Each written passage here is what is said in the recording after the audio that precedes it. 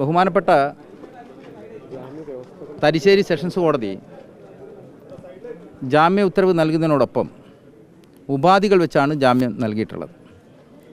എല്ലാ തിങ്കളാഴ്ചയും അന്വേഷണ ഉദ്യോഗസ്ഥന് മുമ്പ് ഹാജരാകണം, കണ്ണൂർ ജില്ല വിട്ടുപോകാൻ വേണ്ടി പാടില്ല, പിന്നെ സാക്ഷികളെ സ്വാധീനിക്കാൻ പാടില്ല എന്നുള്ള സാധാരണ ഉപാധികൾ ഈ കാര്യത്തിൽ വെച്ചിട്ടുണ്ട്.